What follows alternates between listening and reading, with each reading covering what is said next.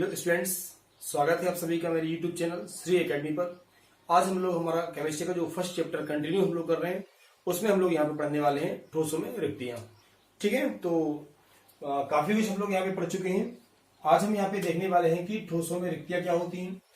तो ध्यान से देखेंगे आप लोग। हम जानते हैं कि ठोसों में उनके जो अवयवी कण होते हैं वह एक निश्चित क्रम में व्यवस्थित होते हैं। ठीक है ना, ठोसों में संकुलन हम लोग पढ़ चुके हैं। तो देखेंगे आप लोग कि मान लीजिए किसी भी ठोस में उसके अवयवी कण अगर इस प्रकार से व्यवस्थित हैं, तो हमने देखा था कि अवयवी कणों के बीच में जो खाली स्थान पाया जाता है, अगर मान लीजिए यह कोई ठोस है और उसमें इसके अवयवी कण व्यवस्थित हैं, तो आप देख पा रहे हैं कि यहां से इनके अवयवी कणों के बीच में ये जो गैप होता है, ये जो खाली स्थान होता है, इसे हम रिक्ति बोलते हैं। ठीक है ना, तो ये हम बोलेंगे ठोसों में रिक्तियां। आपको ये बहुत अच्छे से ध्यान रखना है। तो ठोसों में जो रिक्तियां होती हैं वो आप लोगों को समझना है अच्छे से कि ठोसों में रिक्तियां हम किसे कहेंगे। तो ठोसों में रिक्तियों की परिभाषा आप लोग अच्छे से देख सकते हैं यहाँ से कि कोई भी क्रिस्टल जालक है, क्रिस्टल जालक में अवयवी कणों के बीच, ठीक है ना, किसी भी क्रिस्टल जालक में अवयवी कणों के बीच में जो रिक्त स्थान उपस्थित होता है उसे हम क्या बोलते हैं, रिक्ति कहते हैं। ठीक है, याद रखना है आपको। ठोसों में रिक्तियों की परिभाषा क्या हो जाएगी, क्रिस्टल जालकों में अवयवी कणों के बीच में जो रिक्त स्थान होता है, ठीक है, जो रिक्त स्थान उपस्थित होता है उसे हम क्या बोलते हैं, रिक्ति कहते हैं। तो उम्मीद है आपको रिक्तियां, ये सरल टॉपिक है, आप लोगों को अच्छे समझ में आ गया होगा। ठीक है, तो ठोसों में रिक्तियां किसे कहेंगे, आपको याद रखना है कि किसी भी क्रिस्टल जालक में उसके जो अवयवी कण होते हैं, ठीक है, अवयवी कणों के बीच में जो रिक्त स्थान होता है, जो खाली स्थान होता है, जो गैप होता है, उसे हम क्या बोलते हैं, रिक्ति बोलते हैं। ठीक है ना, क्लियर है। आइए देखते हैं कि रिक्तियां यहाँ पे मुख्यतः 3 प्रकार की होती हैं, आपको ध्यान रखना है। अवयवी कण जो होते हैं, अणु, परमाणु या आयन, उनकी व्यवस्था के आधार पर, उनकी संरचना के आधार पर, उनकी जमावट के आधार पर, उनके बीच में जो खाली स्थान, जो गैप होते हैं, वो कितने प्रकार के होते हैं, तो वो हम लोग यहाँ पे अब पढ़ने वाले हैं। देखिए आप लोग ध्यान से। सबसे पहले हम यहाँ पे पढ़ेंगे, पहला प्रकार जो होता है वो होता है त्रिकोणीय रिक्ति। ठीक है, कौन सी होती है, त्रिकोणीय रिक्ति। देखेंगे आप लोग, तो यहां से आप लोग बहुत अच्छे समझेंगे कि त्रिकोणीय रिक्ति क्या है। तो एक ही तल पर उपस्थित, एक ही लेयर की बात कर रहे हैं, एक ही सतह की बात कर रहे हैं। ठीक है, एक ही तल पर 3 कणों के स्पर्श से, ध्यान देंगे आप लोग अच्छे से, सरल है, पूरा एक बार में क्लियर हो जाएगा आपके लिए कि एक ही तल पर 3 कणों के स्पर्श से बनी रिक्ति त्रिकोणीय रिक्ति कहलाती है।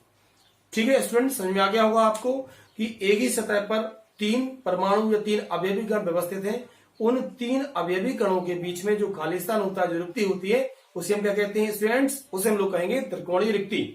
आइए और अच्छे समझने का प्रयास करते हैं। मान लीजिए कि देखें ये क्या है, ये 3 कण है। ठीक है, ये 3 अवयवी कण आप देख पा रहे हैं। इन 3 अवयवी कणों के बीच में, ठीक है, यहां से आप देखेंगे कि ये जो 3 अवयवी कण है, इन 3 अवयवी कणों के बीच में जो आप खाली स्थान गैप देख पा रहे हैं, ठीक है, जो रिक्ति बन रही है ना, इसे हम लोग बोलेंगे त्रिकोणीय रिक्ति। यहां से आप देख पा रहे हैं ये जो खाली स्थान बना, तो ये कैसा बना, ये त्रिभुज के जैसा बन गया। क्लियर है, समझ पा रहे हैं। कितने कणों के बीच में, 3 कणों के बीच में। तो परिभाषा भी हमारी यही कहती है कि एक ही तल पर स्थित 3 अवयवी कणों या 3 परमाणुओं के बीच में जो रिक्ति बनती है, जो गैप बनता है, उसे हम क्या बोलते हैं, उसे हम त्रिकोणीय रिक्ति कहते हैं। ठीक है, क्लियर हुआ पूरा। चलिए आगे देखते हैं हम लोग। आगे देखिए, अब हम बात करते हैं यहाँ पे चतुष्फल की रिक्ति की। ठीक है, तो त्रिकोणीय रिक्ति में आपने देखा कि 3 अवयवी कणों के बीच में जो गैप होता है उसे हम लोग क्या बोलते हैं, उसे हम बोलते हैं त्रिकोणीय रिक्ति। ठीक है, अब आप समझिए कि चतुष्फल की रिक्ति क्या होगा। तो एक ही सतह पर स्पर्श करते हुए स्थित 3 कणों के ऊपर दूसरी सतह पर, ठीक है, यहाँ पे आपको ध्यान रखना, इसमें हमने केवल एक सतह की बात की थी, लेकिन यहाँ पे अच्छे समझिए कि यहाँ पे 2 सतह की बात कर रहे हैं। एक ही सतह पर स्पर्श करते हुए ठीक है, स्थित 3 कणों के ऊपर दूसरी सतह पर एक कण रखने पर 4 कणों के स्पर्श से जो रिक्ति बनती है उसे हम चतुष्फलकीय रिक्ति कहते हैं। ठीक है स्टूडेंट्स, पहले वाले जो त्रिकोणीय रिक्ति थी उसमें हमने देखा था, अच्छे से आप लोग समझ पा रहे हैं कि 3 अवयवी कणों के बीच में जो गैप बनता है उसे हम त्रिकोणीय रिक्ति कहते हैं। लेकिन चतुष्कोणीय रिक्ति में आपको ध्यान रखना है, यहां से देख सकते हैं आप कि एक ही तल पर स्पर्श करते हुए स्थित 3 कण। तो मान लीजिए कि यहां से हम ये जो बात कर रहे हैं, ये कितने हमारे, ये 3, ठीक है, 3 अवयवी कण है, परमाणु है। अब यहां से देखेंगे आप तो कि दूसरी सतह पर एक कण रखने पर, अब ये तो पहली सतह थी हमारी जिसपे कि 3 अणु परमाणु या, ठीक है, अवयवी कण उपस्थित थे। जो दूसरी ऊपर सतह है उस पर हमने क्या किया, यहां से देखें आप लोग, इस पे हमने एक अणु या अवयवी कण को और रख दिया, तो टोटल यहां से अवयवी कण होगा 4। समझिए आप, एक ही सतह पर स्पर्श करते हुए इससे 3 कणों के ऊपर दूसरी सतह पर एक कण रखने पर 4 कणों के स्पर्श से जो रिक्ति बनती है वो बनती है कौन सी, ठीक है। यहां से आप देखिए चतुष्फलकीय रिक्ति। क्लियर है। तो पहली वाली त्रिकोणीय रिक्ति में क्या था, त्रिकोणीय रिक्ति में 3 कणों के बीच में एक ही सतह पर। दूसरी चतुष्फल की रिक्ति की बात करेंगे तो एक ही सतह पर 3 अणु हैं और उसके ऊपर हमने क्या किया, एक अणु और रख दिया। इनसे जो रिक्ति बनती है उसे हम लोग बोलते हैं चतुष्फलकीय रिक्ति। ठीक है। अब हम लोग पढ़ेंगे यहां से अष्टफलकीय रिक्ति के बारे में। तो अष्टफल की रिक्ति में भी आपको ध्यान रखना है कि अष्टफल की रिक्ति में क्या होगा, अष्टफल की रिक्ति में भी 2 सतह होती हैं। देखिए पहली त्रिकोणीय में एक सतह थी, एक सतह पर केवल 3 अणु या अवयवी कण थे। दूसरे अगर चतुष्फल की रिक्ति की बात करेंगे तो इसमें आपने देखा, इसमें क्या था कि पहली सतह पर 3 परमाणु थे और दूसरी सतह पर केवल 1 परमाणु हमने उसके रख दिया था। अब यहां से हम बात करेंगे स्टूडेंट्स अष्टफल की रिक्ति में, तो इसमें आपको ध्यान रखना है कि पहली सतह पर हम रखेंगे 3 परमाणु। पहली सतह पर कितने रहेंगे, पहली सतह पर 3 परमाणु और उसके ऊपर जो दूसरी सतह रहेगी, दूसरी सतह पर भी हम 3 परमाणु उसके विपरीत क्रम में रख देते हैं।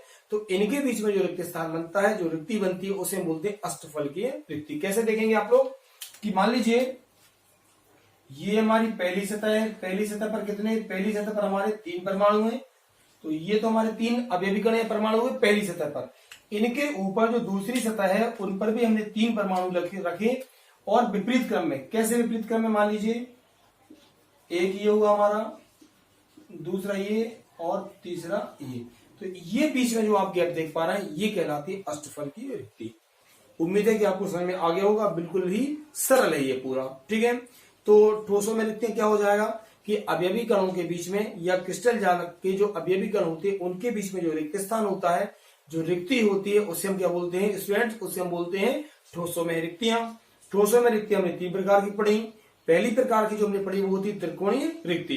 त्रिकोणीय रिक्ति में क्या होता है, एक ही सतह पर 3 अवयवी कणों के बीच में जो गैप होता है त्रिकोणीय रिक्ति कहलाती है। इसकी बात करेंगे तो पहली सतह पर आपको ध्यान रखना है कि 3 अवयवी कण, उनके ऊपर एक अवयवी कण, उनके बीच में जो गैप बना उसे हमने क्या कहा, चतुष्फल की रिक्ति। और यहां से आप देख पा रहे हैं अष्टफल की रिक्ति में कि एक सतह पर स्पर्श करते हुए स्थित 3 कणों के ऊपर, ध्यान रखिएगा, ठीक है, एक ही सतह पर, एक सतह पर यहां से 3 कणों के ऊपर दूसरी सतह के 3 कण कैसे रखे हमने, बिल्कुल इनके ऊपर नहीं रखे, घुमा के रखा, विपरीत रखा। विपरीत क्रम में व्यवस्थित करने पर 6 कणों के स्पर्श से, 3 ये और 3 ऊपरी सतह पर 6 कणों के स्पर्श से बनी रिक्ति को हम क्या बोलते हैं, अष्टफलकीय रिक्ति कहते हैं। तो ये पूरा आपको समझ में आ गया, अच्छे से सरल है, तो इन्हें हम बोलते हैं ठोसों में रिक्तियां। क्लियर है आप लोग। यहां से आप देखिए एक चीज मैं आपको अभी बता दूं, मैं आगे में पढ़ने वाले हैं पूरा कि ये जो त्रिकोणीय रिक्ति होती है, त्रिकोणीय रिक्तियों में त्रिज्या अनुपात पाए जाते हैं। अभी हम पढ़ने वाले हैं त्रिज्या अनुपात को भी। तो यहां से भी पहले से आप याद रखिए त्रिकोणीय रिक्ति जो होती है इनका त्रिज्या अनुपात होता है 0.155, याद रखेंगे। चतुष्फल की जो रिक्ति होती है इनका त्रिज्या अनुपात होता है 0.225, ये याद रखना है आपको, भी पढ़ाने वाला हूं मैं पूरा। तो ये कितना हुआ त्रिकोणीय रिक्ति में 0.155, चतुष्फलकीय में कितना हुआ 0.225 और इसमें आपको याद रखना है 0.414। ठीक है स्टूडेंट्स, पूरा क्लियर हुआ आपको। अब हम यहाँ पे पढ़ेंगे त्रिज्या अनुपात के बारे में।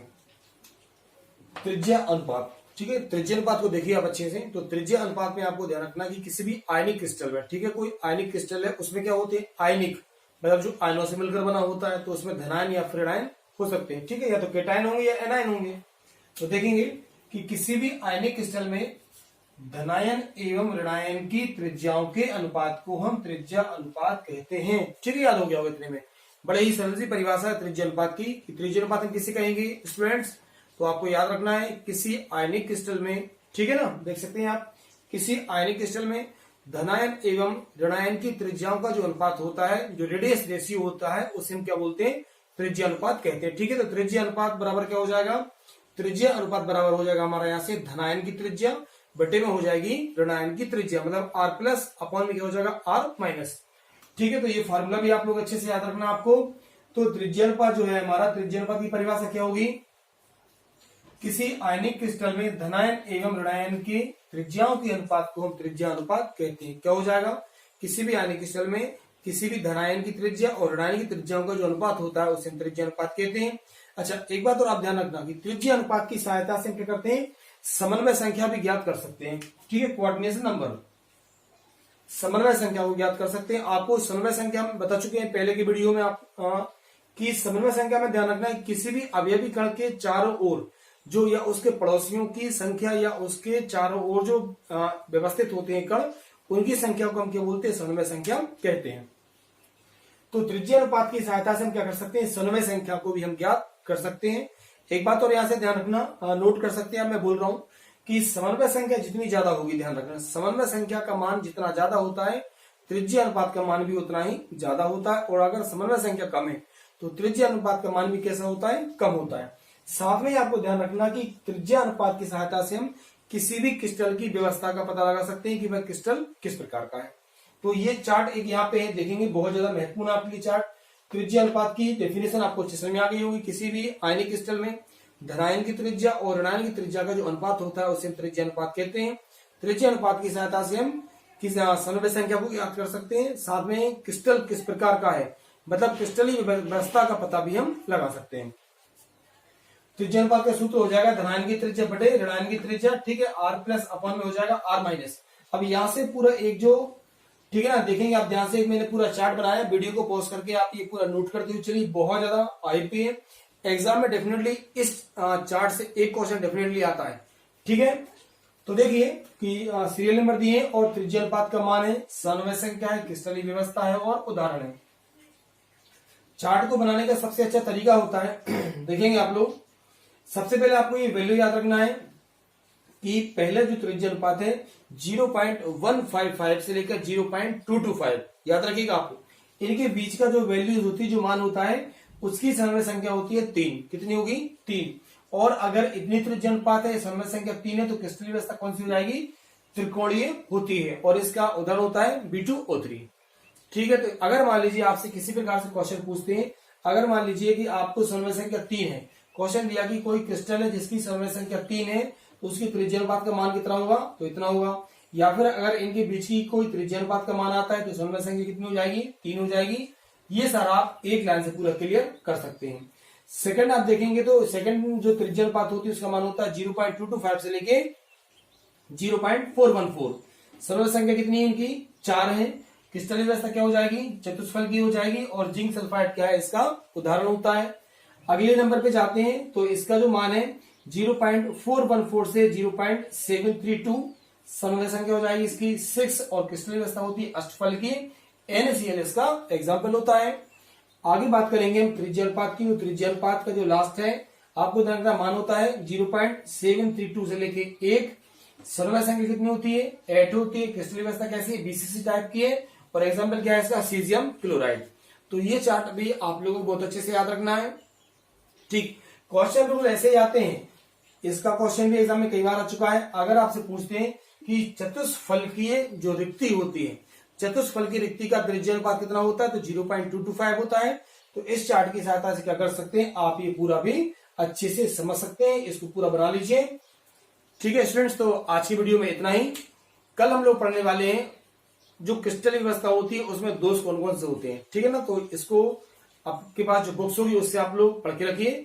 अगले वीडियो में मैं आपके लिए लेकर आने वाला हूं ठोसों में जो दोष होते हैं, जो अपूर्णता होती हैं, वो कौन कौन सी होती हैं, हम उसको बहुत अच्छे से पढ़ने वाले हैं। आपको अगर ये वीडियो पसंद आता है तो आप लाइक कीजिए, शेयर कीजिए, और अपने दोस्तों तक ये वीडियो मेरा जरूर पहुंचाएं। ठीक है, थैंक यू वेरी मच।